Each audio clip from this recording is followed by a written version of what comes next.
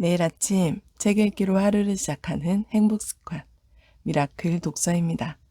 오늘 함께 읽어볼 책은 울트라 러닝, 짧은 시간에 가장 완벽한 지식을 얻는 9단계 초학습법, 세계 0.1%가 지식을 얻는 비밀, 스콧 영 지음, 이한이 옮김, 비즈니스 북스에서 펴낸 책입니다. 먼저 지은이님 소개부터 읽어볼게요. 지은이 스콧 영. MIT에 입학하지 않고도 1년 만에 MIT 컴퓨터 과학 4년 과정을 독파해 획기적인 신학습법으로 미국 전역에 엄청난 화제를 불러일으킨 스콧 영은 2006년부터 자신의 블로그를 통해 학습, 생산성, 경력, 습관, 그리고 삶의 질에 대한 글을 꾸준히 써왔다. 이후 자신의 독학 프로젝트와 그에 관한 연구, 조사 내용을 더 많은 사람에게 전문적으로 전하기 위해 scottHyoung.com을 창립했다. 전 세계 구독자들로부터 뜨거운 호응을 얻으며 월 평균 방문자 수 20만 명, 정기 이메일 구독자 수 8만 명이 넘는 거대한 플랫폼으로 성장했으며 이 웹사이트에서만 제공되는 온라인 강좌는 1만 4천 명의 유료 수강생들을 끌어모았다. 이 강의 콘텐츠들을 정리해 자비로 출판한 전자책은 중국에 수출돼 무려 17만 부 이상 판매되었고 지금까지 5년 넘게 공부법 분야 1위를 기록하고 있다. 이 책은 2019년 울트라 러닝이라는 제목으로 미국에서 정식 출간되어 아마존 경제경영서 분야 올해의 책으로 선정되었으며 월스트리트 저널 베스트셀러가 되었다.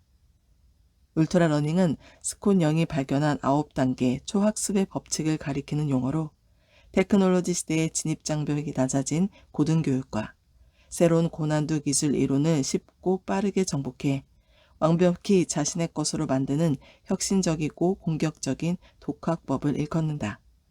그는 울트라 러닝으로 단 12개월 만에 MIT 컴퓨터과학 전공 내 33개 수업을 성공적으로 이수하여 전미 교육 시장에 매우 큰 충격을 주었고 특히 기존의 전통적이고 수동적인 학교 교육의 틀을 완벽히 깨부쉈다는 평을 들었다. 스콧 영은 테드, 팟캐스트, 유튜브 등의 여러 채널을 통해 울트라 러닝에 관한 이야기를 전하고 있으며 그가 제시한 울트라 러닝 학습법은 전 세계 각계각층의 인사들로부터 많은 격찬을 받고 있다. 그는 현재 캐나다 밴쿠버에 살고 있다. 차례, 한국어판 서문, 추천의 글 제1장 MIT에 가지 않고 MIT 4년 정복하기 제2장 울트라 러닝의 시대가 왔다. 제3장 당신도 울트라 러닝을 할 수 있다. 제4장 법칙 1 메타 학습 먼저 지도를 그려라. 제5장 법칙 2 집중하기 짧은 시간에 집중도를 높여라. 제6장 법칙 3 직접 하기 목표를 향해 똑바로 나아가라. 제7장 법칙 4 특화학습 취약점을 공략하라. 법칙 5 인출 배운 것을 시험하라. 법칙 6 피드백 날아드는 조언을 피하지 마라. 제10장 법칙 7 유지 새는 양동이에 물을 채우지 마라. 제11장 법칙 8 직관 뼈대를 세우기 전에 깊게 파라. 제12장 법칙 9 실험 자신의 안전지대 밖을 탐험하라. 제13장 나의 첫 울트라 러닝 프로젝트 시작하기 제14장 울트라 러너는 어떻게 탄생하는가. 차례는 이렇게 되어 있고요. 한국어판 서문부터 읽어보도록 하겠습니다.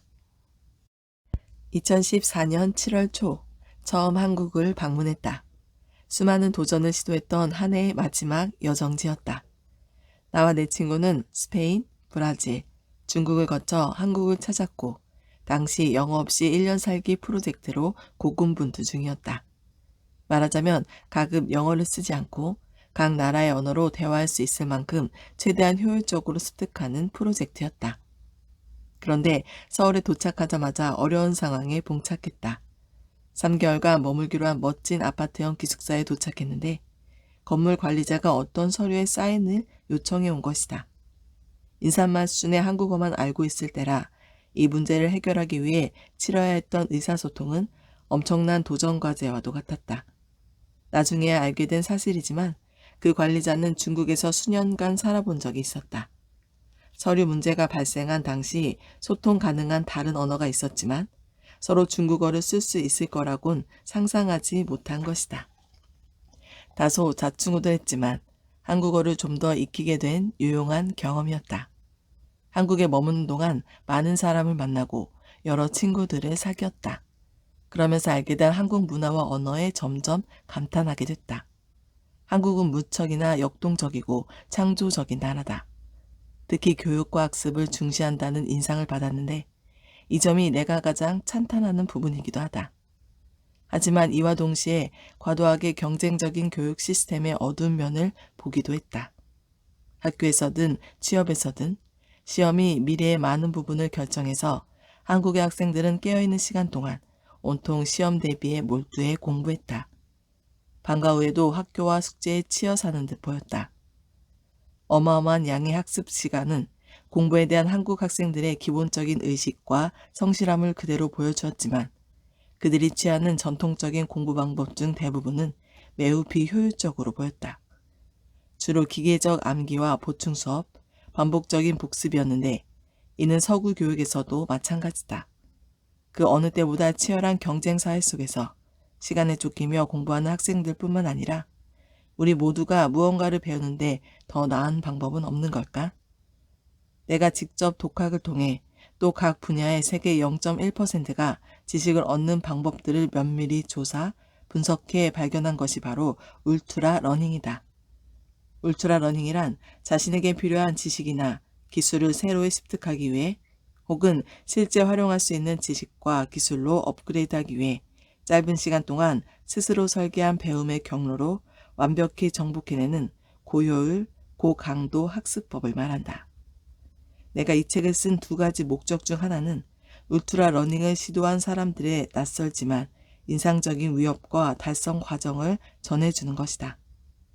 홀로 사업을 일으키고 언어를 배우고 대회에서 수상을 하고 이직을 하는 등 스스로 고안한 고강도 울트라 러닝 프로젝트를 통해 어려운 주제와 기술을 완벽히 습득해낸 사람들이 있다. 우리는 종종 무언가를 배우는 가장 좋은 방법은 학교에서 수업을 듣는 거라고 생각한다. 하지만 당신의 목표가 지금 당장 쓸 수 있는 고난도 기술에 능숙해지는 것이라면 이 책에 언급된 울트라 러닝의 여러 사례가 아주 큰 도움이 될 것이다. 세상에는 우리가 생각하는 것보다 훨씬 많은 선택지가 있다. 이미 시도된 다양한 울트라 러닝 프로젝트가 당신이 고난도 기술을 배우는데 필요한 새로운 아이디어를 주고 당신의 상상력에 불꽃을 튀길 영감을 불어넣어 줄 것이다. 인생을 좌우할 큰 시험을 앞두고 있든 자신의 분야에서 최고가 되고 싶든 내가 전하는 사례들로 당신은 울트라 러닝에 눈을 뜨게 될 것이다. 두 번째 목적은 저명한 인지과학자들이 연구, 조사한 가장 유용하고 효율적인 학습 전략들을 정리해 엮은 것이다. 우리가 아는 수많은 학습 방법 대부분이 끔찍하리만큼 비효율적이다. 과학적 조사를 통해 밝혀진 체계적이고 실용적인 9가지 학습 법칙을 이해함으로써 우리는 고대하거나 단조롭지 않게 단시간에 더 많은 지식을 얻을 수 있을 것이다. 세계 경제는 빠르게 변하고 있다. 과거에는 학교에서 배운 지식과 기술이 좋은 직업을 보장했다. 하지만 이제 전통적인 교육기관에서 얻는 지식은 이를 숙련하는 긴 과정의 첫 단계일 뿐이다.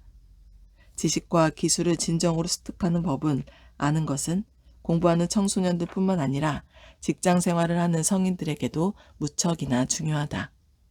차이가 있다면 인생에는 지식과 기술을 시험할 최종 기말고사가 없다는 점이다. 경쟁적인 교육 시스템에는 분명 어두운 측면이 있다. 하지만 더 많이 배우고자 하는 욕구는 놀랄 만큼 강력한 힘이자 삶의 무기가 된다. 내가 한국의 찬사를 아끼지 않는 가장 큰 이유가 바로 학습에 큰 가치를 부여한다는 점이다. 나 또한 마찬가지다. 성인이 된 후 내 삶의 대부분을 지배해온 주제인 울트라 러닝. 즉 한정된 시간 안에 보다 효율적으로 공부할 수 있는 몇몇 아이디어와 제안들을 담은 이 책을 부디 즐겁게 읽어주길 바란다. 이 책이 시험에 통과해야 한다는 압박 말고 호기심과 새로운 지식을 채워가는 학습의 즐거움과 기쁨을 상기시키길 바란다. 성공을 향해 달려가는 인생의 레이스에서 우리는 종종 우리를 둘러싼 세상이 얼마나 멋진지, 그 세상 속에서 대단한 일들을 해내고 이해하는 우리의 능력은 얼마나 더 놀라운 것인지 잊곤 한다. 모쪼록 이 책이 지금부터 시작될 당신의 배움의 길에 조금이나마 도움이 된다면 기쁘겠다. 추천의 글. 스콧 영과 인연을 맺은 건 2013년 중반 무렵이다. 그해 7월 10일 나는 그에게 다음 달쯤 만날 수 있느냐는 메일을 보냈다. 이 메일을 쓰기 며칠 전 우리는 한 컨퍼런스에서 만났고 많은 대화를 나누었다. 그때 나눴던 대화를 계속 이어나가고 싶었고 그래서 메일을 보낸 것이다. 곧 그에게서 답신이 왔다. 글쎄요. 가능하다면요. 전 그때 스페인에 있을 것 같습니다. 다음 프로젝트가 언어학습인데 그 일을 먼저 하려고요. 바라던 답변은 아니었지만 그의 입장에서는 그럴 수밖에 없었다. 그가 해외여행을 하는 동안은 전화를 주고받기 힘들 테니까. 그렇다고 그가 빠른 시일 내에 돌아올 수도 없었다. 스케줄을 변경할 수도 없고 인터넷에 자주 접속하기도 어려우므로 우리의 대화는 나중을 기약해야 했다. 더군다나 그는 1년 동안 영어를 쓰지 않고 지낼 계획이었기 때문이다. 그 12개월 동안 스콧은 스페인, 브라질, 중국, 한국을 여행했다. 우리 두 사람은 이따금 메일을 주고받았는데 스콧의 언어학습 프로젝트에 따라 그가 당시 머물던 나라의 언어로 이메일을 썼다. 스콧은 자신이 한 말을 지켰다. 그러니까 우리가 정기적으로 시간을 내서 연락하고 몇 달에 한 번씩 수다를 떨기 시작한 2014년 여름까지 그는 영어를 한마디도 쓰지 않았다.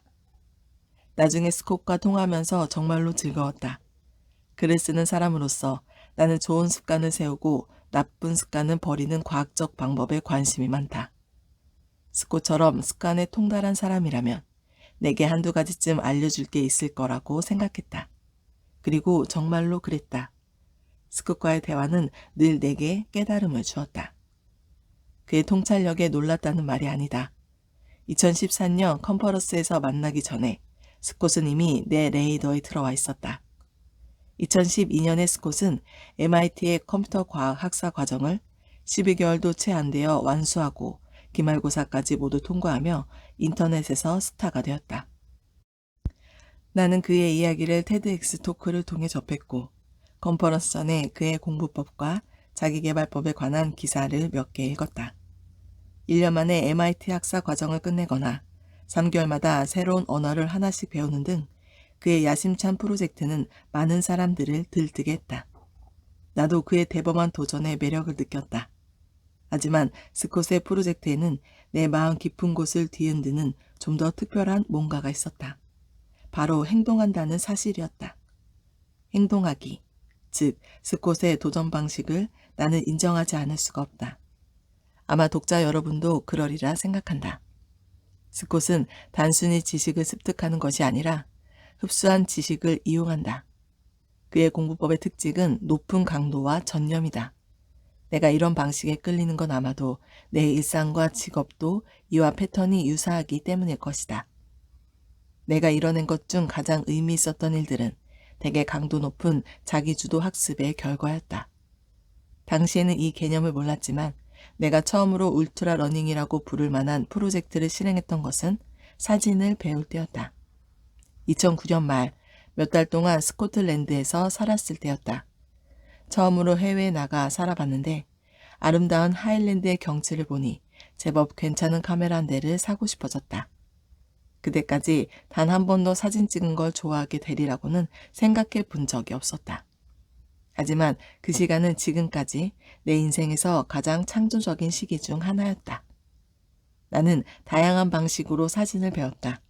먼저 유명한 사진작가들의 포트폴리오를 낱낱이 공부했고 멋진 풍경을 찾아 곳곳을 다니기도 했다.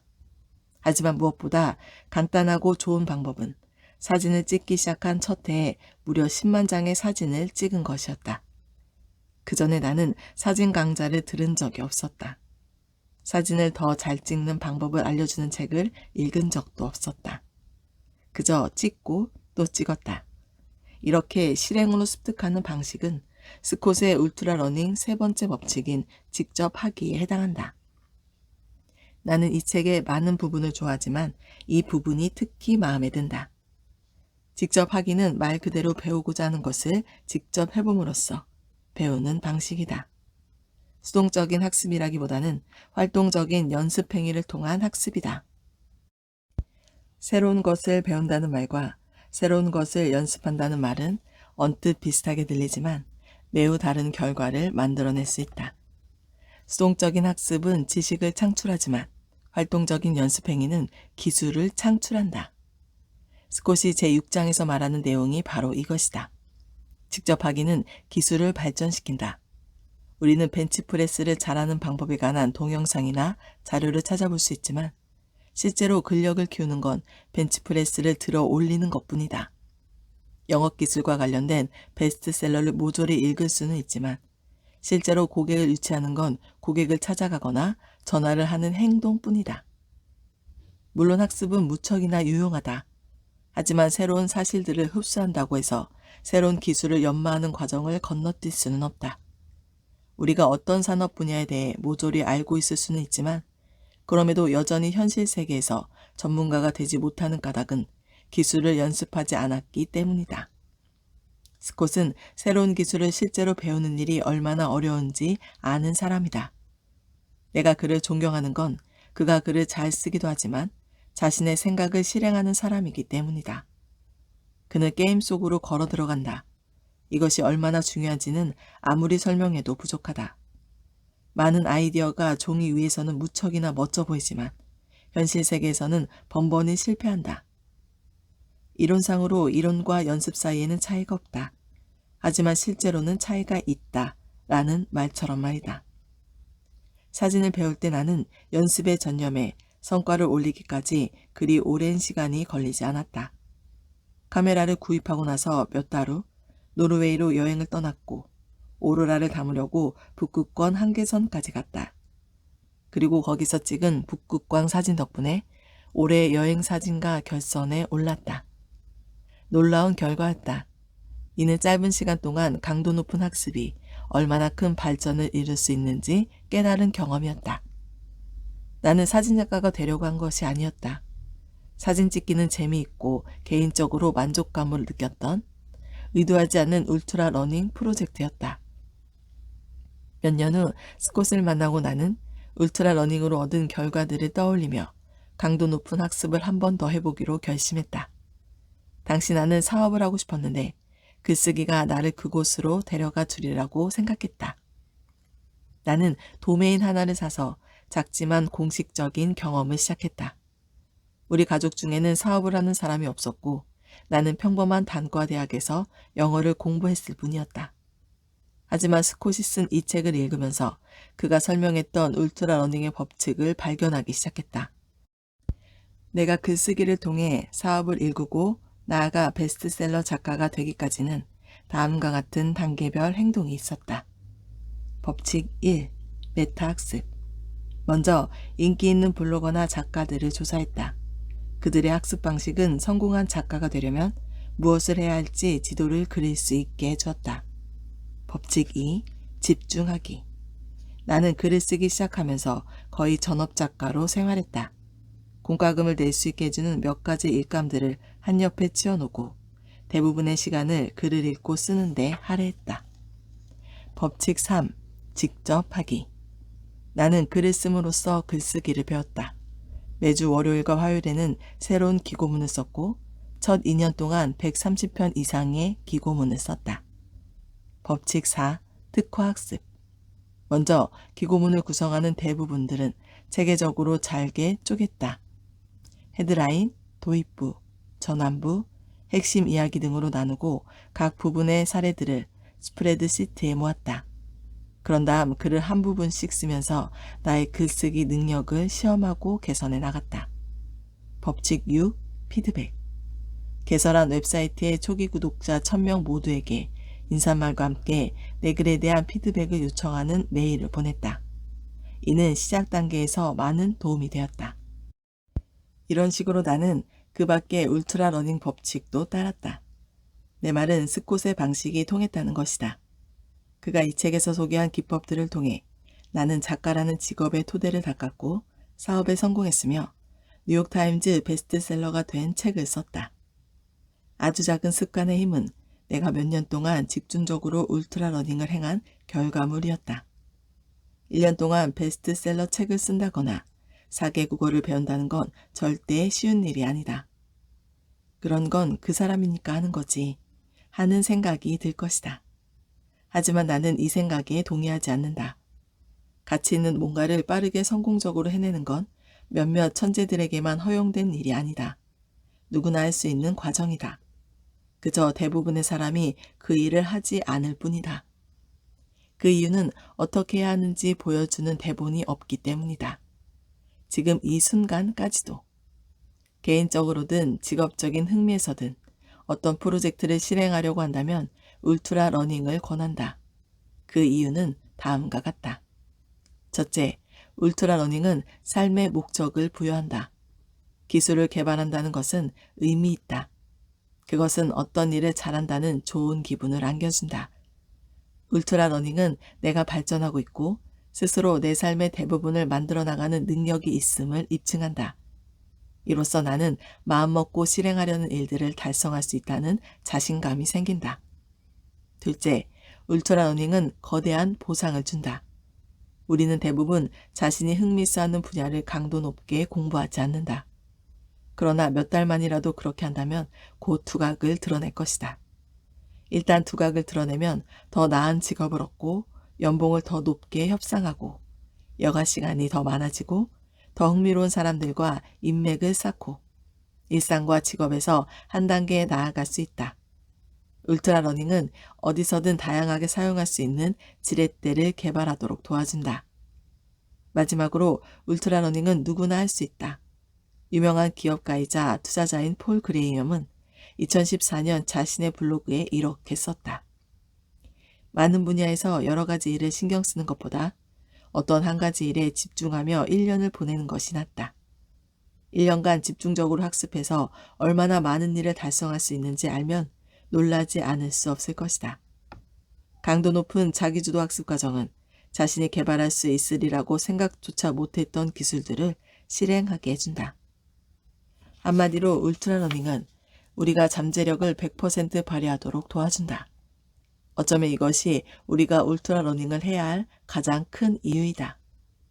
나는 글쓰기와 사진을 집중적으로 공부해서 나름대로의 성공을 이뤘다. 하지만 이 프로젝트들은 닥치는 대로 행해진 것이다. 나는 어떤 안내나 표지판도 없이 그저 집중적으로 실행했고 때문에 수없이 실수를 저질렀다. 그때 이 책이 있었더라면 얼마나 좋았을까? 그랬더라면 얼마나 많은 시간과 에너지를 절약할 수 있었을까 싶다. 스콧이 제안하는 울트라 러닝은 무척 재미있고 영감을 준다. 스콧은 그 무엇보다 빠르게 학습할 수 있는 실행 가능한 전략들을 캐냈다. 그의 노력의 산물은 이제 여러분의 것이다. 내가 그랬듯이 여러분도 이 책을 재미있게 읽길 바란다. 무엇보다 여러분이 이 책의 아이디어를 통해 자신의 야심을 달성하고 삶을 흥미롭게 만들어 나가길 바란다. 스콧이 이 책에 공유한 이야기와 전략들로 당신의 지식이 무한히 늘어나기를 바란다. 남은 건 오직 행동뿐이다. 제임스 클리어, 아주 작은 습관의 힘, 저자. 제1장, MIT에 가지 않고 MIT 4년 정복하기. 이제 몇 시간 남지 않았다. 새벽동이 트고 햇빛이 건물들 사이로 쏟아지고 있었다. 나는 창에 비친 내 모습을 뚫어져라 보았다. 햇빛이 바삭바삭하게 부서지는 가을이었다. 비 내리는 것으로 유명한 도시에 해가 쨍하니 떴다. 창 아래로 정장을 차려입고 서류 가방을 든 남자가 지나가고 멋진 옷차림의 여자가 강아지를 산책시키고 있었다. 주말이 오기 전 마지막으로 버스들이 꿈을 대는 통근자들을 시내로 실어 날랐다. 바야흐로 도시가 단잠에서 깨어나고 있었다. 하지만 나는 동트기 전부터 깨어 있었다. 헛생각을 할 때가 아니야. 나는 정신을 차리고 앞에 놓인 노트에 적힌 수학 문제로 눈을 돌렸다. MIT의 다변수 미적분학 수업 문제였다. 기말고사가 곧 시작되는데 준비할 시간이 별로 없었다. 회전은 무엇인가? 나는 눈을 감고 머릿속에서 문제를 그림으로 그려봤다. 구가 하나 있다. 마음속에 붉은 공이 번쩍 나타났다. 빈 공간에서 공이 둥둥 떠다녔다. 나는 공의 표면에서부터 곧장 뻗어나가는 화살표 하나를 떠올렸다.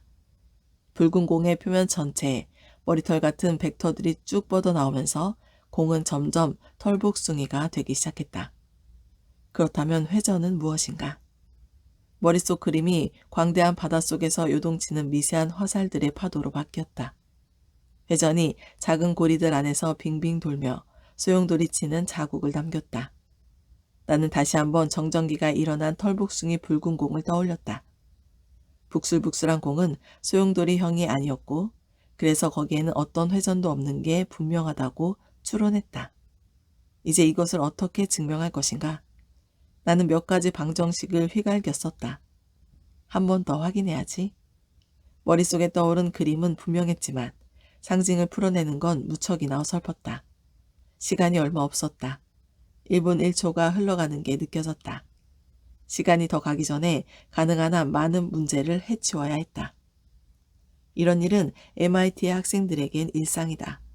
까다로운 방정식, 추상적 개념, 어려운 증명들. 이 모두가 세계에서 수학과 과학으로 가장 명망 높은 MIT에서는 일상의 한 부분이다. 그런데 나는 MIT 학생이 아니다. 나는 매사추세츠는 물론 그 근처에도 가본 적이 없다. 지금 이 골치 아픈 미적분학 시험 문제는 그곳에서부터 2,500마일 떨어진 캐나다 밴쿠버의 내 침실에서 벌어진 일이다.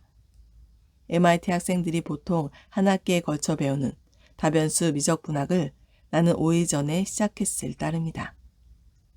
MIT 챌린지를 시작하다. 나는 MIT에 들어간 적도 없다. 캐나다의 중위권 대학인 마니토바 대학교에서 경영을 전공했는데 그곳이 내 성적으로 들어갈 수 있는 학교였다. 무역학 학사학위를 받고 졸업한 뒤에야 전공을 잘못 선택했다는 생각이 들었다. 나는 사업을 하고 싶어서 경영을 전공했다. 그것이 나 자신의 관리자가 되는 최선의 길이라고 생각해서였다. 그러나 4년이 지난 후 경영학과가 대기업, 회색 정장, 표준관리 운용으로 구성된 세계에 입성하기 위한 예비 학교일 뿐이라는 사실을 깨달았다. 그런데 회사를 다니다 우연히 컴퓨터 과학을 알게 되었다. 이것은 실제로 뭔가를 만들어내는 걸 배우는 학문이다. 나는 프로그램, 웹사이트, 알고리즘, 인공지능에 몹시 흥미를 느꼈다. 그래서 이런 것을 배우려면 무엇을 해야 할지 고심했다. 재입학을 해서 학교로 돌아갈 수도 있었다. 4년간 학업과 일을 병행하며 두 번째 학위를 딸 수도 있었다. 하지만 또다시 학자금 대출을 받고 대학의 규칙과 관료 체계를 따르느라 인생에서 4년을 더 소모하는 게 내키지 않았다. 배우고 싶은 걸 배울 수 있는 더 나은 방법이 있을 것 같았다. 그 시기에 MIT 강의가 온라인에 올라온다는 걸 우연히 알게 되었다. 강의의 전체 녹화본과 과제, 문제풀이로 구성된 과정이 올라왔다. 심지어 강의 중에 실제로 치러진 시험들도 해답과 함께 제공되었다. 나는 온라인 강의를 듣기로 했다. 놀랍게도 그 과정은 전에 수천 달러를 내고 대학에서 배웠던 수업들보다 훨씬 나았다. 강의는 반짝반짝 빛이 났고 교수는 열정적이었으며 수업 내용도 매력적이었다. 게다가 MIT에서 무료로 제공하는 온라인 강의는 수백 가지나 되었다. 나는 이것이 내 고민에 대한 해결책이 될지 궁금해졌다. 누군가가 MIT의 수업을 무료로 공부할 수 있다면 전체 학사 과정을 끝낼 수도 있지 않을까? 그리하여 나는 MIT 챌린지라고 이름 붙인 프로젝트를 시작했다. 그리고 그 전에 6개월 정도 집중적으로 사전 조사를 했다. MIT 컴퓨터 과학부의 실제 교과 과정을 살펴보고 온라인 수강 과정과 내용을 비교해 본 것이다. 불행히도 세상은 행동하기보다는 말하는 게 더 쉽다. MIT의 강의 내용을 온라인상에 게시하는 MIT 오픈 코스웨어 플랫폼은 실제 수업을 대체할 목적으로 만들어진 것이 아니었다. 어떤 강좌는 교체될 필요가 있었고 어떤 강좌는 내용이 부실해서 그 과정을 제대로 익힐 수 있을지 의심스러웠다. 심지어 필수 과목 중 하나인 컴퓨터 구조학은 회로와 트랜지스터를 이용해 기초 구성 요소부터 컴퓨터를 구축하는 방법을 가르치는 과목인데 녹화된 강좌나 강의 교재가 올라와 있지도 않았다. 그 수업에서는 강좌에 딸린 슬라이드의 추상적인 기호들을 스스로 판독해야만 했다. 수업을 모두 듣는 데 있어 빠진 강좌 내용과 애매모호한 평가 기준은 MIT 학생들에게는 별 문제가 아닌 듯 보였다. 그들은 그저 단순한 하나의 목적을 위해 수업을 듣는 것 같았다. 바로 기말고사를 통과하는 것이다. 기말고사와 함께 나중에 그 수업들에 관한 프로그래밍 프로젝트도 MIT 학생들이 반드시 통과해야 할 관문이었다. 이 두 가지 기준이 MIT 학위의 중추였고 더도 말고 덜도 말고 내가 배우고자 하는 지식과 기술 대부분에 적용되었다. 출석도 확인하지 않았다. 과제 제출 기한도 없었다. 내가 준비됐을 때 언제든 기말고사를 치를 수 있었고 떨어지면 대체 시험을 치를 수 있었다. 그러자 처음엔 불리할 것만 같았던 부분들이 도리어 장점으로 여겨지기 시작했다. 학교에 들어가지 않아도 비용과 시간, 다른 몇몇 제약을 약간만 감수하면 MIT 학생들이 받는 교육을 대략적으로 받을 수 있었다. 이런 가능성들을 타진하면서 나는 한번 새로운 방식으로 시범 강좌를 들어봤다. 미리 정해진 일정에 따라 강의를 듣는 게 아니라 수업 영상을 다운로드 받아 보통 속도로 2번씩 봤다. 그리고 과제들을 꼼꼼히 작성하고 몇 주 동안 결과를 기다리는 게 아니라 강의 내용에 대해 하나씩 질문을 던져 시험해봤다. 그러면 내가 저지른 실수들을 빨리 알아챌 수 있을 거라고 생각했던 것이다. 이 방법과 다른 몇 가지 방법들을 사용해보니 일주일 정도면 턱걸이로 남아 강의를 통과할 수 있을 것 같았다. 몇 가지 계산을 해보고 예상치 못한 실수가 일어날 가능성까지 감안해보니 1년 안에 남아있는 32개의 시험과 씨름해 볼 수 있겠다는 결론이 나왔다. 시작은 개인적인 여정에서 비롯됐지만 점점 나의 이 작은 프로젝트가 매우 큰 결과를 만들어낼 수 있음을 알게 되었다.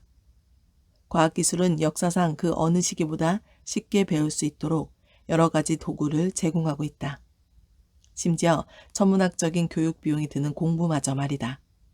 게다가 4년간의 학사 과정은 괜찮은 일자리를 보장한다. 그건 시작에 불과하다. 세상의 직업들에는 고도의 기술이 요구되는데 그런 기술들을 사실 살면서 접할 가능성이 낮다. 프로그래머뿐만 아니라 관리자, 기업가, 디자이너, 의사 등 전문 직업군에서 필요한 지식과 기술들이 빠르게 증가하고 있다. 많은 사람이 일하는 데 필요한 것들을 업데이트하느라 고군분투한다. 나는 단순히 컴퓨터 과학에 흥미를 느낀 것이 아니라 직업과 생활에 필요한 기술들을 배우기 위한 새로운 방식을 만들어내고 싶었다. 어떻게 이 모든 일이 시작되었을까? 석 달 전 대단한 모험을 즐기는 한 아일랜드 남자를 마주치지 않았더라면 이 작고 희한한 실험을 시도해 볼 수조차 없었을 것이다. 오늘 미라클 독서는 여기까지 읽도록 하겠습니다. 오늘도 감사합니다.